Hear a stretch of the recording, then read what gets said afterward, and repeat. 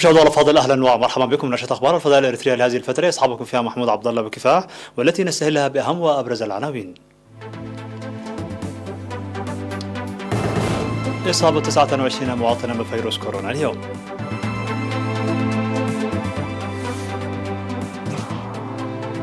حاكم اقليم عنسبة يتفقد الخدمات واوضاع الزراعه بالاقليم.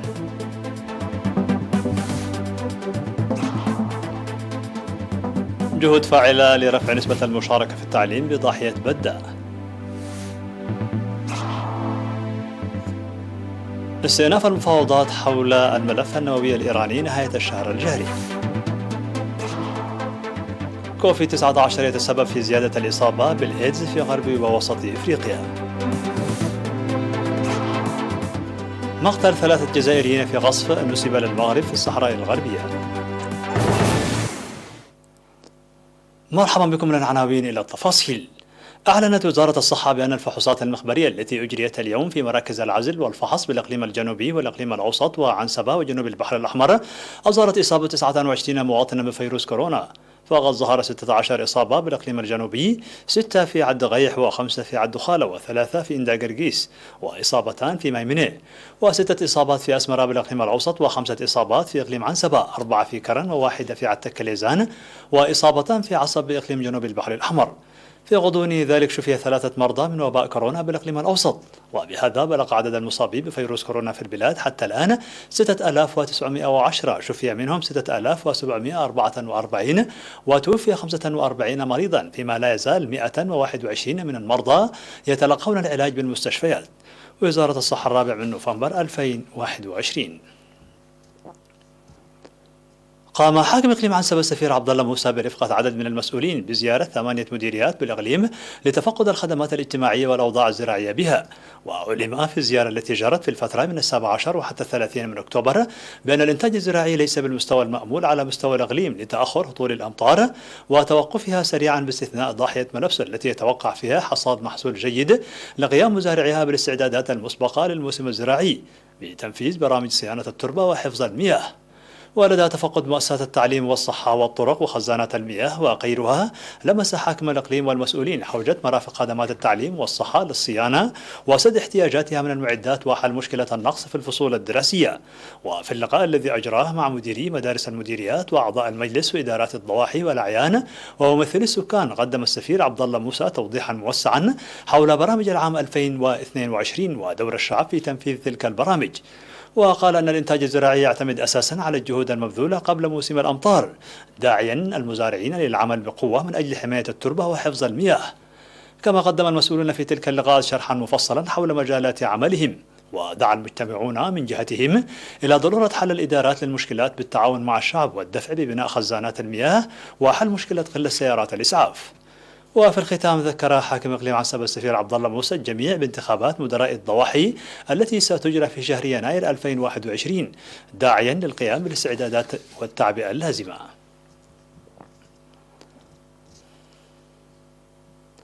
تلقت 25 امرأة في قلعلو دورة تدريبية ل3 أشهر حول صناعة شباك الصيد.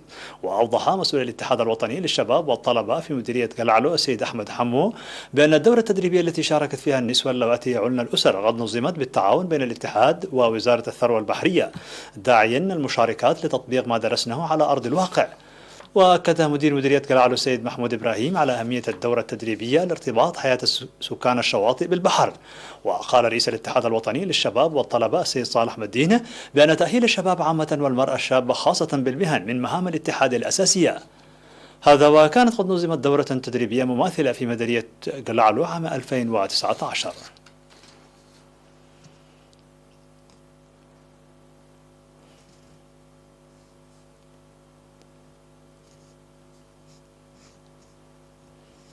نظم في مديريتي كرن وحمل مولو بإقليم عنسبة أسبوع التبرع الطوعي بالدم، وقد تم خلال البرنامج الذي نظم في الفترة من 25 وحتى 30 من أكتوبر الماضي جمع 552 كيس دم من العمال وطلاب المرحلة الثانوية وكلية الزراعة وأفراد قوات الدفاع. وأشاد مسؤول خدمات التبرع بالدم في بنك الدم الوطني السيد محاري أبراهام بجهود الجمعية الوطنية للتبرع الطوعي بالدم في إقليم عنسبة، من جانبه أوضح منسق الخدمات والتوعية في بنك الدم الوطني السيد كبر أبو قبرو بأن حملة التبرع بالدم تعتمد على الوعي، ويتطلب العمل المنسق للارتقاء بمستوى الوعي. وقال رئيس جمعية المتبرعين الطوعيين بالدم في إقليم عنسبة السيد النور همد بأن التبرع بالدم ليس من مهام أعضاء الجمعية فقط، وعلى كافة قطاعات المجتمع المساهمة فيه. أفاد مدير مدرسة بلول الابتدائية والمتوسطة والثانوية في ضاحية بدة الأستاذ خضر إبراهيم بأن الجهود المبذولة لرفع نسبة المشاركة في التعليم وخاصة الطالبات تحقق نتائج مرضية. وقال بأن المدرسة تستقبل هذه السنة حوالي 500 طالب من المرحلة الابتدائية وحتى المرحلة الثانوية، بينهم أكثر من 100 طالبة. ويعتبر هذا العدد رغم قلته كبيرا مقارنة مع التعداد السابق في المنطقة. وأوضح بأن الجهود مستمرة للوصول إلى المستوى المأمول والعمل على تقوية العلاقة بين أولياء الأمور والطلاب والمعلمين. ودعا الأستاذ خضر إبراهيم إلى صيانة المبنى المنهار جراء العاصفة التي هبت على المدرسة عام 2018. مشاهدينا الأفاضل، كانت هذه الأخبار الداخلية. فاصل قصير ونوافيكم بالأخبار العالمية، فابقوا معنا.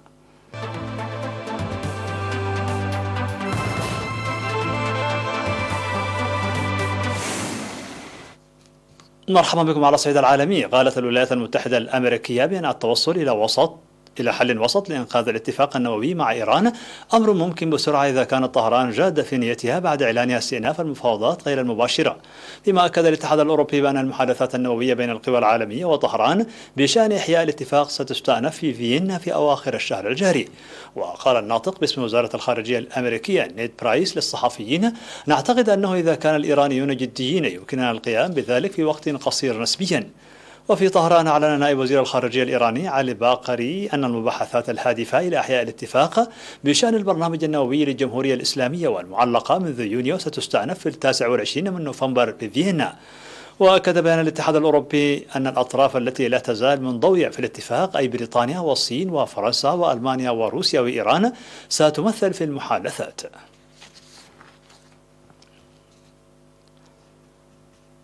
قالت المديرة التنفيذية لبرنامج الأمم المتحدة المشترك المعني بفيروس نقص المناعة البشرية الإيدز ويني بانيما أن منطقة غرب ووسط إفريقيا قد تشهد زيادة في الإصابات والوفيات المرتبطة بفقدان المناعة المكتسبة الإيدز في غضون أعوام قليلة بسبب عدم انتظام الخدمات الصحية بفعل جائحة كوفيد-19.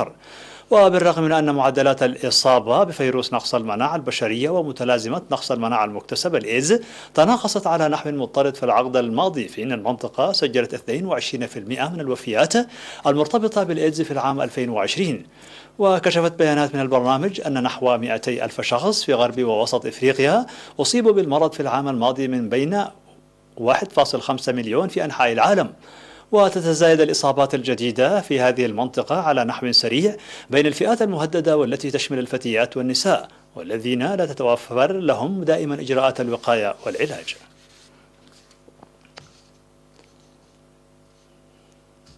أعلنت وكالة الأنباء الجزائرية نقلا عن رئاسة البلاد عن مقتل 3 جزائريين في قصف نسب إلى المغرب واستهدف شاحنات تقوم برحلات بين موريتانيا والجزائر. وأوضح بيان الرئاسة: تعرض 3 رعايا جزائريين لاغتيال جبان في قصف همجي لشاحناتهم أثناء تنقلهم بين نواكشوط وورقلة في إطار حركة مبادلات تجارية عادية بين شعوب المنطقة. ولم يحدد البيان الجزائري بدقة الموقع الذي وقع فيه القصف. من جهته نفى الجيش الموريتاني في بيان له وقوع مثل هذا الهجوم في الأراضي الموريتانية.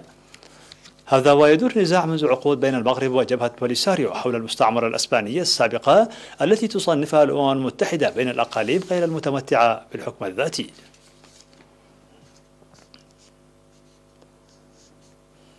في الخبر الأخير، شاركت قوات تابعة للبحرية الروسية في البحر الأسود في تدريبات على تدمير أهداف معادية وسط انزعاج روسي من وجود سفينتين حربيتين أمريكيتين، ما ينذر بزيادة التوترات في المنطقة. وقال الرئيس فلاديمير بوتين أن القوات الروسية ستراقب سفينة القيادة الأمريكية ماونت ويتني عن كثب، معبرا عن قلقه من نشاط حلف شمال الأطلسي الناتو قرب الحدود الروسية.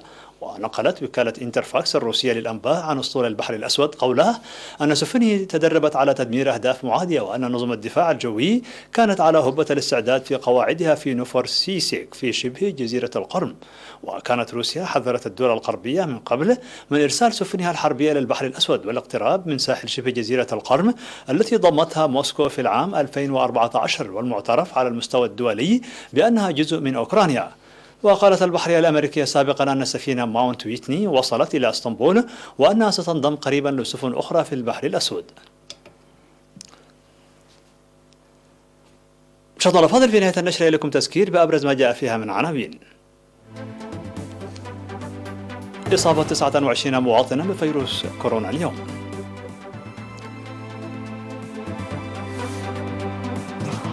حاكم إقليم عنسبة يتفقد الخدمات وأوضاع الزراعة بالإقليم.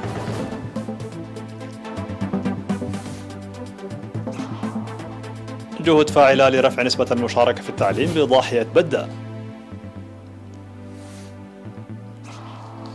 استئناف المفاوضات حول الملف النووي الإيراني نهاية الشهر الجاري.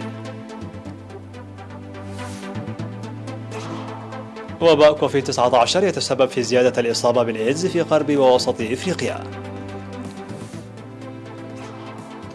ومقتل 3 جزائريين في قصف نسب للمغرب في الصحراء الغربية. مشاهدينا الأفاضل، بهذا نكون قد وصلنا بكم إلى نهاية النشرة. شكرا على حسن المتابعة، دمتم بألف خير.